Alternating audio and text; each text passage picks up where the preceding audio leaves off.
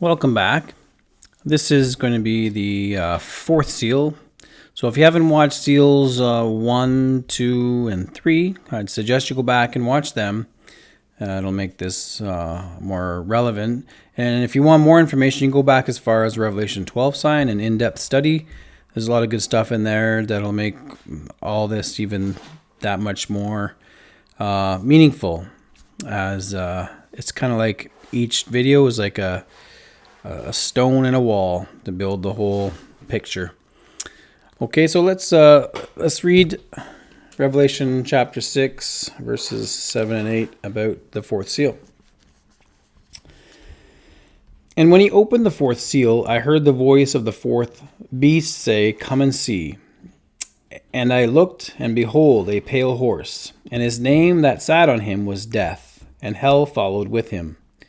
And power was given unto them over the fourth part of the earth, to kill with sword, and with hunger, and with death, and with the beasts of the earth. That was the King James Version. I'm just going to read the New Revised Standard Version here. When he opened the fourth seal, I heard the voice of the fourth living creature call out, "Come." And I looked, and there was a pale green horse. Its rider's name was Death, and Hades followed with him. They were given authority over a fourth of the earth to kill with sword, famine, and pestilence, and by the wild animals of the earth. So we'll go into Stellarium now, and we'll have a look at the seal. So we're going to continue on where we left off. We were in the third seal. And we were following Jupiter, Jesus, the man-child from Revelation 12 sign. We followed Jupiter. It revealed to us the first seal, the second seal, and this third seal. And Jupiter is going to be carrying on, and I believe it's going to carry on to be part of the fifth seal. And so we're going to stay here in the rider on a horse, and 13 moons later, it leads us to the fourth seal. So we're going to, don't mind the noise in the background, it's just my wife's bunny. She breeds rabbits. So we're going to go forward in time, and yeah, the rabbits are happy. Okay, I'm going forward in time. I'll stay here.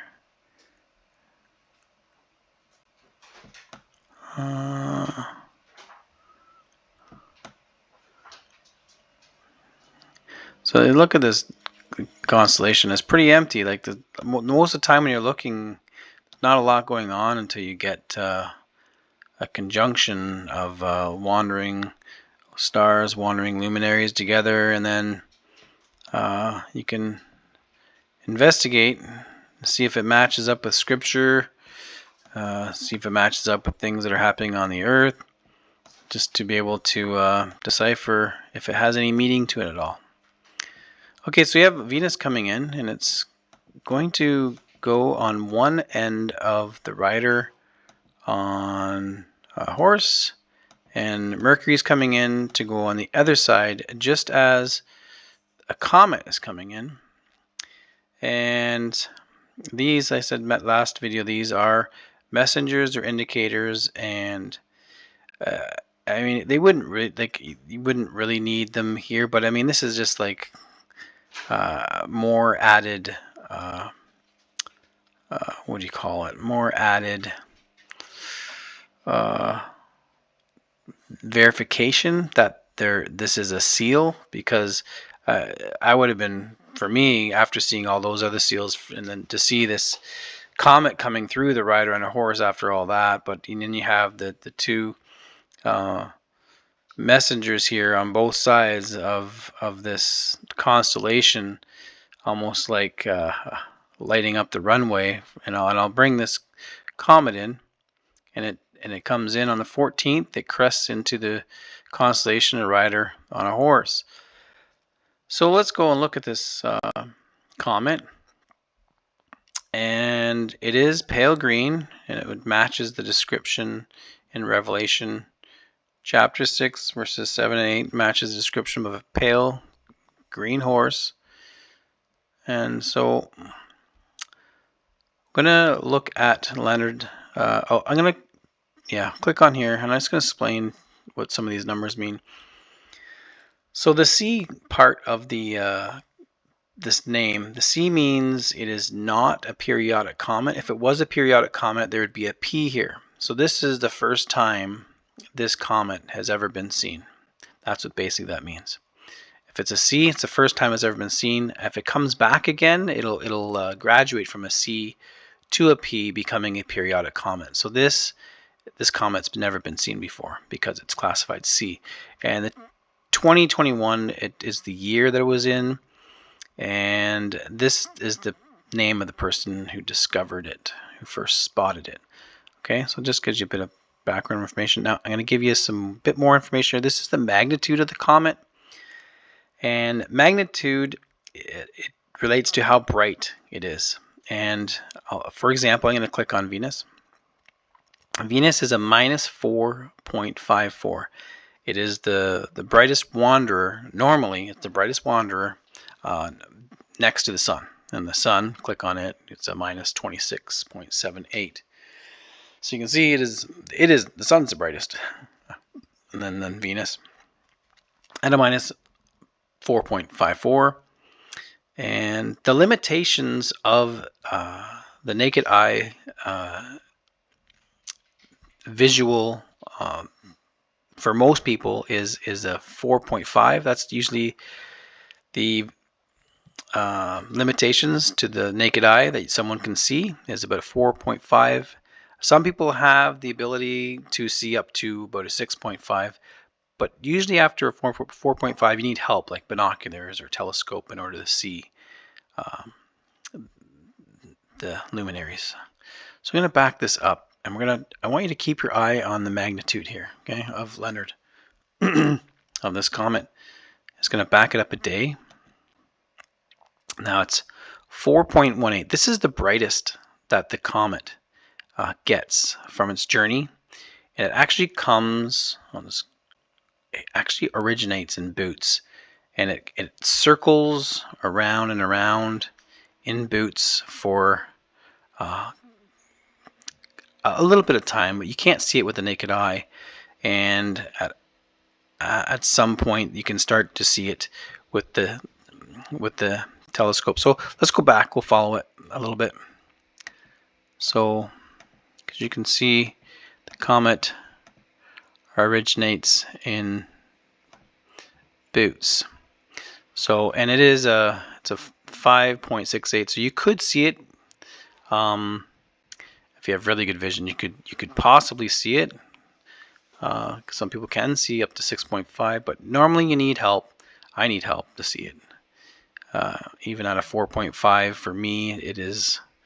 You can see it, but you have to know where to look for it in the sky. It's not going to pop out unless you know exactly which direction to look. So I'm going to bring it back in. So came from Bootes. I'll pull this back in here.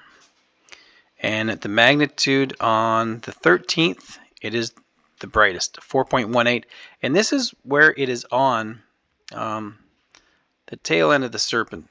It comes from Serpent, and the details of this, it is the brightest when it's coming right from the Serpent.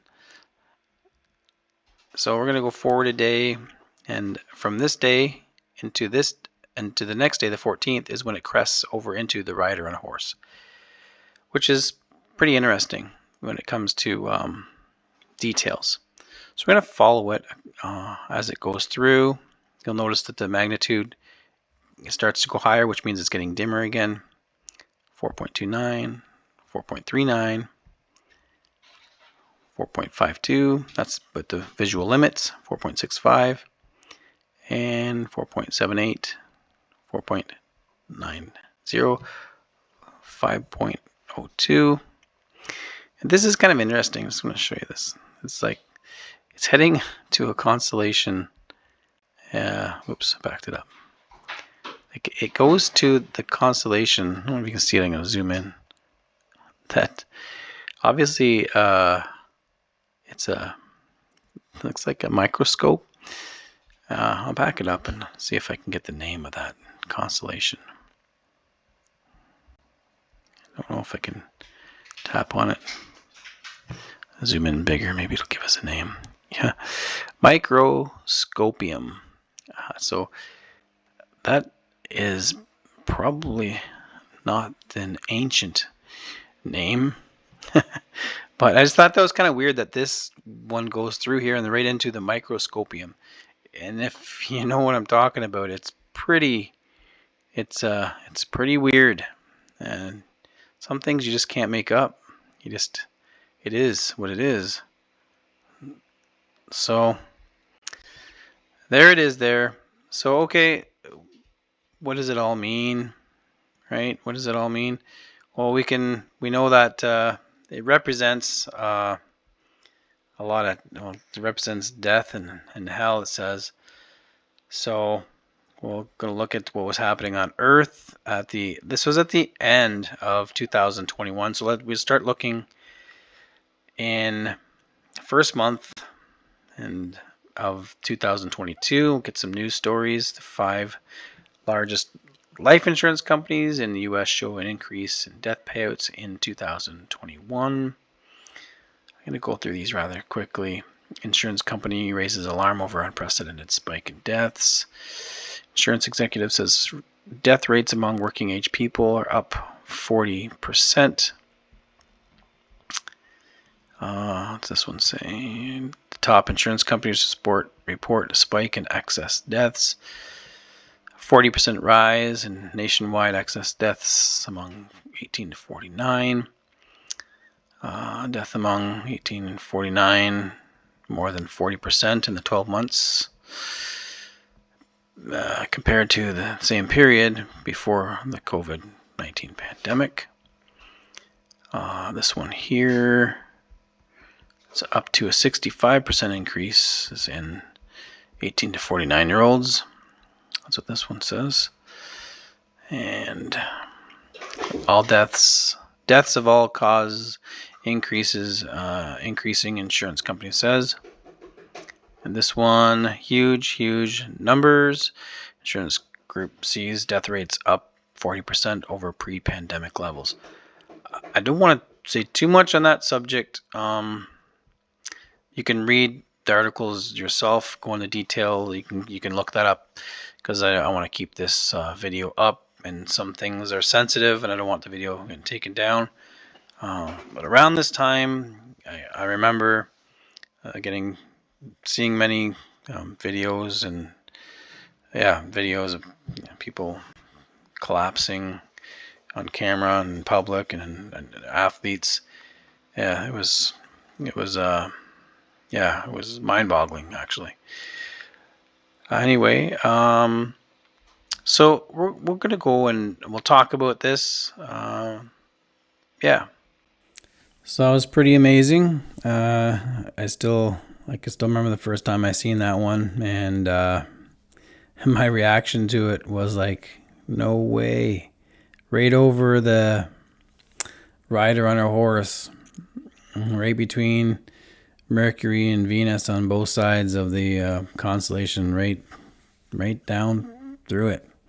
Almost like, you draw a line for Mercury and Venus and it comes down through it. It almost makes a sign of the cross too. It's pretty amazing.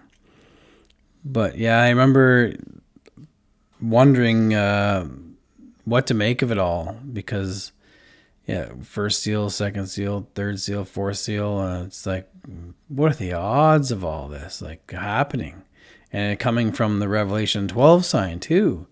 And Jupiter didn't go a few laps around the ecliptic, through the constellations a few times after the Revelation 12 sign. No, it went straight from there, 30 moons into the first seal, and then 3 moons later, it's the second seal, and then third seal, fourth seal. Just remarkable. So yeah. What are the odds? So I actually thought about putting some odds onto this fourth seal sign itself.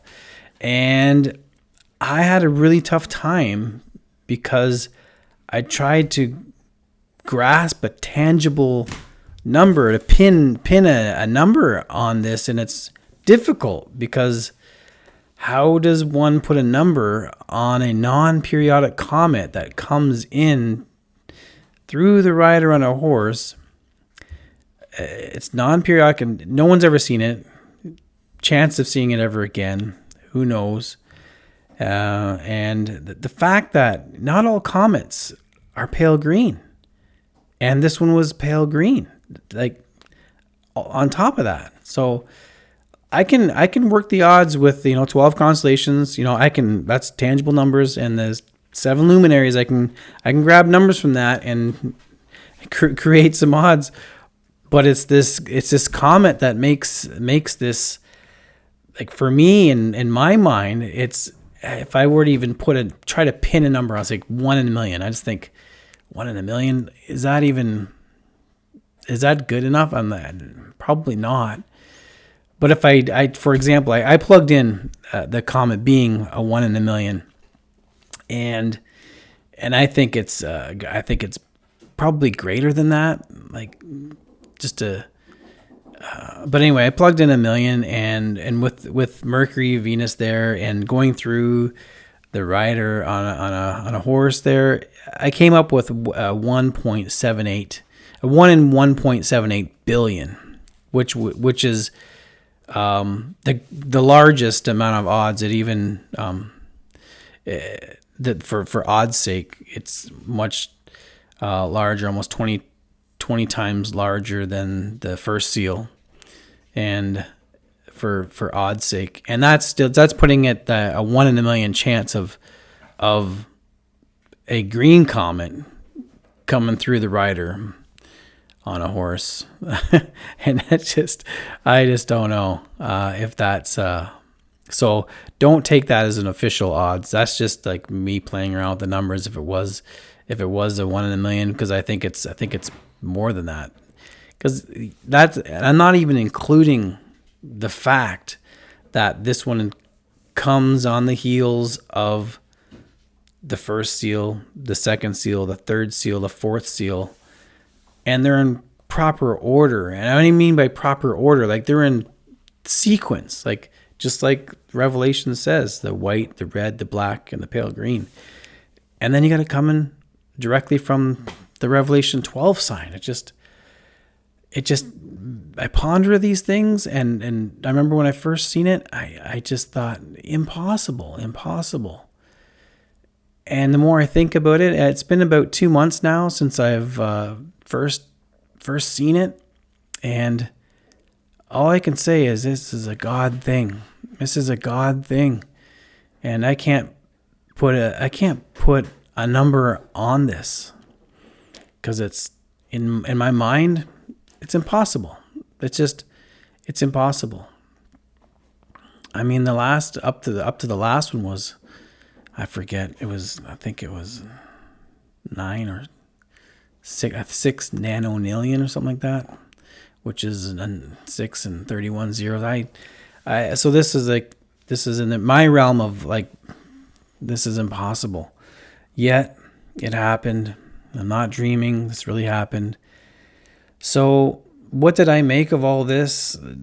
I told you guys in the first video I made that I was a pre-trib rapture guy. So when I see these seals open in the heavens and I have a choice, do I accept this as the seals, or do I just deny it? Do I just pretend I didn't see them, or do I tell others? And I thought about this for one night, and I said, I can't deny it. I can't deny it. It's just amazing. It's just too awesome for me to wrap my head around. So then I think, okay, well, what are you going to do with, like, come to grips with the pre-trib stuff, like pre-trib rapture? Because my interpretation of pre-trib rapture is we are out of here before any seals open. But now I have this staring at me, and it match all the seals opening. They match up with what's happening on earth. And I didn't put any of that in part of the mathematical odds of that. That wasn't included in the mathematical odds that the things on earth were matching up with what was happening in the heavens. I didn't do that for the math. I just did strictly the numbers and put them in and to come up with them. But yeah, so the pre-trib, yeah, I can't be pre-trib anymore, because I believe the seals are here. I believe they're open. And so now I think pre-wrath, and then there's a couple of different ways to look at pre-wrath. Personally, the one I lean towards is where in the sixth seal, where it talks about the wrath of the Lamb and who can stand before the Son of Man. That I think that's when the wrath of God begins. I think the fifth seal is the wrath of the devil, as the Bible says. And yeah, I'll probably make more videos about this and go and talk about this, and we can go in some depth and some details about that. But the one thing that did get my attention was time is short, and I needed to share this with people. It just felt like it was the right thing to do. And so I make these videos. I want to tell you that, yeah, time is short, that Jesus is coming. So if you don't know Jesus, and you want to, you can email me if you want, and we can chat. I can help you. That's one way of doing it. But yeah, we need to get out there and tell people that time is short. Jesus is coming. So I'll try to make some videos. I have some other things and different ways I want to look at these the four seals. I want to look into, yeah, there's a few different things I want to look at on the four seals. And I'll come out with some more videos, and I will share what's been given me, and I'll share it with everyone. So I just want to thank you guys for popping by, and I want to say God bless you. I love you, and I can't wait. I really can't wait until we meet in the clouds, in a twinkling of an eye. I can't wait for that moment. And if we have to endure, endure to the end, the very end. And I think you understand what I'm getting at. If we have to endure to the end, then so be it. This is just flesh. We don't get to heaven in this flesh. I don't get to heaven in this body. One way or another, I can't get to heaven in this body. So endure to the end, one way or the other. And yeah, I love you all. Until the next video.